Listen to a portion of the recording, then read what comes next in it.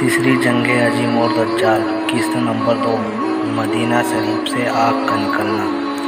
حضرت ابو ہریرہ رضی اللہ تعالیٰ عنہ کہتے ہیں کہ رسول اللہ صلی اللہ علیہ وسلم نے فرمایا، قیامت اس وقت تک نہیں آئے گی جب تک حجاز سے ایک آگ نہ بھڑک اٹھے جو بصرہ کے اونٹوں کی گردن روشن کر دے گی۔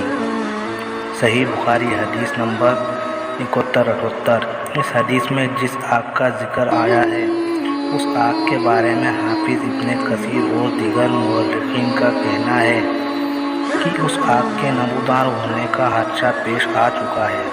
یہ آگ ماہ جمادی الثانی 650 ہجری جمعہ کے دن مدینہ منورہ کی بعض وادیوں سے نمودار ہوئی اور تقریباً 1 مہینے تک چلی۔ راویوں نے اس کی کیفیت یہ لکھی ہے کہ اچانک حجاز کی جانب سے وہاں آگ نمودار ہوئی اور ایسا معلوم ہوتا تھا کہ آگ کا پورا ایک شہر ہے اور اس میں قلعہ یا برج اور کنگور جیسی چیزیں موجود ہیں۔ اس کی لمبائی 4 فرسخ کوس اور چوڑائی 4 میل تھی۔ آگ کا سلسلہ جس پہاڑ تک پہنچتا اس کو شیشے اور موم کی طرح پگھلا دیتا۔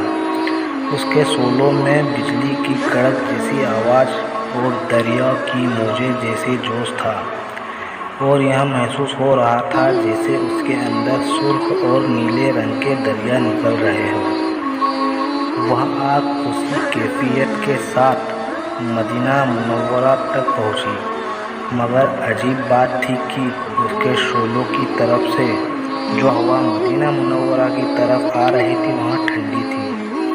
علماء نے لکھا ہے کہ اس آگ کی لپٹیں مدینہ کی تمام جنگلوں کو روشن کر رہی تھی، یہاں تک کہ حرم نبوی اور مدینہ کے تمام گھروں میں سورج کی طرح روشنی پھیل رہی تھی۔ لوگ رات کے وقت اس کی روشنی میں اپنے سارے کام کرتے تھے۔ ان دنوں اس علاقے میں سورج اور چاند کی روشنی ماند پڑ گئی تھی۔ مکہ مکرمہ کے بعد لوگوں نے یہاں شہادت دی کہ وہاں لوگ اس وقت یمامہ اور بصرہ میں تھے تو وہاں آگ انہوں نے وہاں سے بھی دیکھی۔ اس آگ کی عجیب خصوصیت میں سے ایک یہ بھی کہ وہاں پتھروں کو تو جلا کر کوئلہ کر دیتی تھی لیکن درختوں پر اس کا کوئی اثر نہیں ہوتا تھا۔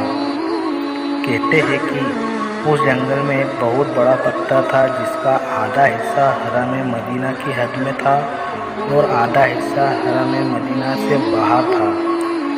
آگ نے اس آدھے حصے کو جلا کر کوئلہ کر دیا جو حرم مدینہ سے باہر تھا، لیکن جب آگ اس حصے تک پہنچی جو حرم میں آتا تھا تو ٹھنڈی پڑ گئی اور پتھر کا وہاں حصہ بالکل محفوظ رہا۔ بصرہ کے لوگوں نے اس بات کی گواہی دی کہ ہم نے اس رات آگ کی روشنی میں جو حجاز سے ظاہر ہو رہی تھی بصرہ کے اونٹوں کی گردنوں کو روشن دیکھا۔ البدایہ حافظ ابن کثیر۔